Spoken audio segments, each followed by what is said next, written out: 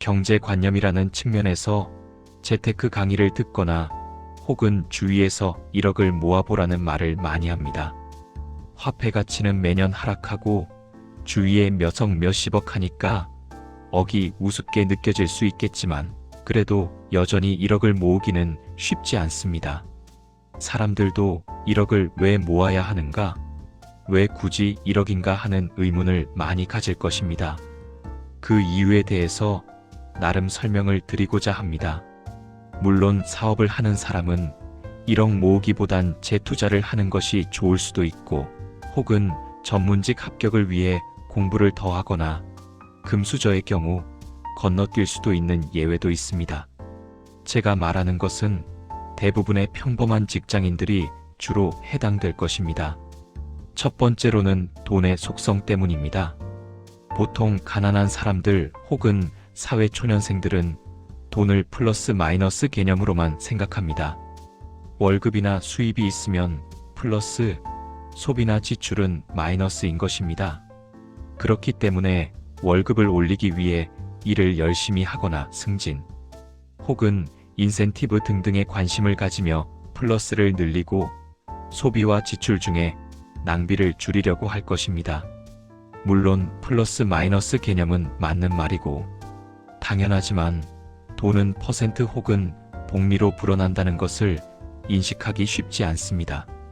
적금은 연 5%도 안 되는 경우가 많지만 다른 웬만한 적당히 안전한 투자만 해도 연 6%는 기대해 볼 수 있습니다. 연 6%면 월 0.5%겠죠. 그렇다면 200만 원을 투자하면 한 달에 만 원이 생깁니다. 투자 금액이 작을 때는 고작 만 원이고 퍼센트 복리 개념이 크게 와닿지 않습니다. 그런데 1억을 모았다면 어떨까요? 한 달에 50만 원, 1년에 600만 원입니다. 평범한 일반인이 300만 원을 번다고 했을 때 1년을 일했는데 두 달치 월급이 그냥 생기는 것입니다. 아니죠. 실제로는 더 큽니다. 300만 원 벌어서 150만 원 저축을 한다고 하면 4달치 모아야 할 돈이 모이는 것입니다. 즉, 1억 정도를 모으면 돈이 퍼센트나 복리로 불어나는 것이 이해하거나 체감할 정도가 되고 그런 돈의 속성을 깨닫게 될 수 있다는 것입니다. 돈의 퍼센트 복리 개념은 많이들 머리로는 이해하지만 그것을 진짜 느끼고 깨닫는 것은 다른 것입니다. 두 번째로는 습관 형성입니다. 현재 기대 수명은 90살쯤 됩니다. 어렸을 때부터 습관 형성은 중요합니다. 하지만 이 돈에 대한 것은 취업 이전까지는 형성하기가 힘듭니다. 20 후반, 빠르면 20살부터 늦으면 30살 이후부터 돈을 벌 수도 있겠죠. 앞으로 최소 60년은 소비 생활을 해야 합니다. 굉장한 고소득자가 아니면 1억을 모으기는 쉽지 않습니다. 보통 300만 원 정도를 번다고 했을 때 1억을 모으기 위해서는 아껴 쓰며 한 달에 10만 200씩 꾸준히 모아야 합니다. 단순히 소비 지출의 문제가 아니라 어떤 것을 인내하고 절제하며 본인에게 맞는 습관을 형성하는 것입니다. 그 과정은 생각보다 힘들고 그나마 그걸 잘 버티게 해줄 수 있는 것이 돈 모으는 재미를 알게 되는 것입니다. 어쩌면 다이어트와도 비슷합니다. 어떤 사람의 가치관, 캐릭터, 아이덴티티를 규정하는 데 있어 그 경제관념과 소비습관이 차지하는 비중은 매우 높을 수도 있습니다. 따라서 결혼을 할 때 배우자를 고름에 있어서 그 사람의 모은 돈을 보는 것입니다.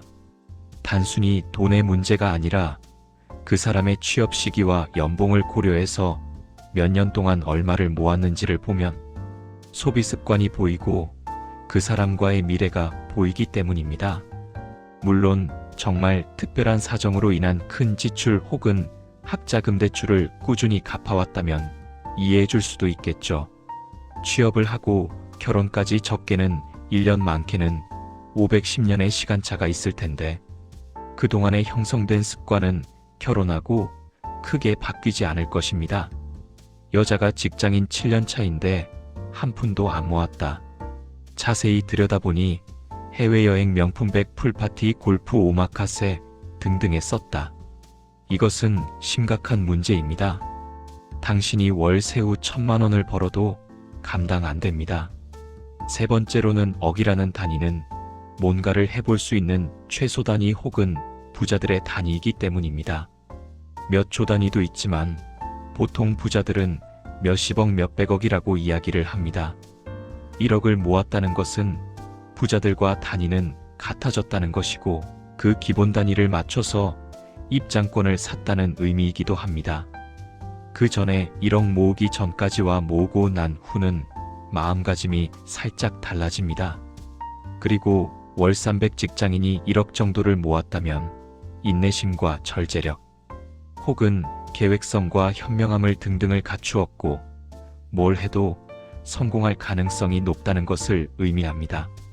생각보다 현금 1억 모으는 사람 많지 않습니다. 죽을 때까지 통장에 1억 찍히는 것 못 보고 죽는 사람이 훨씬 많습니다. 그 1억에다가 대출 레버리지를 써서 23억을 만들어 장사나 사업을 시작해 볼 수도 있습니다. 물론 요즘 무자본 혹은 몇 천만 원으로 투자해서 성공하는 경우도 있지만 그래도 13억 정도 투자를 하는 경우는 진입 장벽도 있고 성공할 가능성이 훨씬 높은 것이 사실입니다. 네 번째로는 돈을 모으는 과정을 이해할 수 있다는 것입니다. 첫 번째 이유와도 비슷하지만 돈을 모아보지 않은 사람들은 1억 언제 모으나 생각할 것입니다. 진짜 20살부터 그냥 아르바이트로 200만 원 버는 사람이라고 가정해 봅시다. 정말 악착같이 100만 원씩 저축을 한다고 합시다. 1,000만 원 모으는데 10개월 정도 걸리겠죠. 진짜 아무것도 몰라서 그냥 연 5% 적금 같은 데다가 넣었다고 칩시다. 처음 1,000만 원 모으는 노력을 10이라고 하면 그 다음 1,000에서 2,000까지 모으는 노력은 9입니다. 그렇게 다음 1,000만 원 모으는데 걸리는 노력은 점점 감소해서 마지막 9,000만 원에서 1억이 되는데 걸리는 노력은 13 정도밖에 안 됩니다. 노력이라고도 하지만 모으는데 걸리는 기간이라고 해도 맞을 것입니다. 돈은 안 모아본 사람은 월 100씩 저축해서 1억 모으려면 100개월이니까 8년 4개월 정도 걸릴 것이라고 생각할 것입니다. 하지만 실제로는 57년 정도가 걸립니다. 그렇게 1억을 모았다고 칩시다. 그럼 어떤 생각이 들까요? 1억에서 10억까지 모으는데 있어서 1억 모을수록 그 다음 1억 모으는데 걸리는 노력이나 기간이 현저하게 단축된다는 것을 알고 있고 모으고 싶어지겠죠. 막말로 정말 잘하는 게 하나도 없어서 20살부터 60살까지 최저시급 받고 아르바이트만 해도 한 달에 100만 원씩만 모아간다면 40년이면 4억 8천이겠지만 실제로는 15억 20억이 모입니다. 대한민국은 정말 살기 좋은 나라입니다. 그런데 최저시급만 받을까요? 조금만 노력해서 6개월 1년만 진입 장벽을 거치거나 혹은 몸을 조금만 쓰고 고생하면 300만 원은 그리 어렵지 않게 벌 수 있습니다. 다섯 번째로는 좋은 삶과 인생을 살기 위해서입니다. 두 번째 습관 형성과도 비슷합니다만 사람은 취업하는 시기부터 나태한 삶을 사는 사람이 많습니다. 꾸준히 열심히 자기 개발을 하는 사람과 나태해져 도태되는 사람 두 경우로 나뉩니다. 사람은 서 있으면 앉고 싶고 앉으면 눕고 싶습니다. 한없이 게을러지는 게 인간입니다. 그러다가 눈 떠보면 관짝에 못질 당하고 있겠죠. 사람이 좋은 삶 혹은 의미 있는 삶을 살기 위해서는 적당히 긴장감 있고 뭔가 몰입해서 힘든 걸 할 필요가 있습니다. 뭔가 쉽게 얻어지는 것들은 대부분 안 좋은 것들이며 노력을 통해 얻어지는 것들이 가치 있고 본인을 성장시키는 것입니다. 가장 좋은 것은 독서와 운동입니다. 하지만 그에 못지않게 자본주의 사회에서 돈 모으는 것도 힘든 일이며 그것에 몰입하는 것도 의미 있고 성취감을 주며 본인이 성장할 수 있는 방법입니다. 어쩌면 실질적으로 다른 것보다 더 중요할 수 있고, 모이는 돈을 보며 안정된 노후를 꿈꿀 수 있고, 거기서 오는 심리적 안정감 또한 행복의 큰 요소입니다. 돈을 많이 버는 능력과 모으는 능력은 생각보다 많이 다릅니다. 돈을 많이 버는 게 더 중요하겠지만 모으는 능력 역시 중요합니다. 그리고 모으는 것은 오늘 당장 실천할 수 있는 것입니다.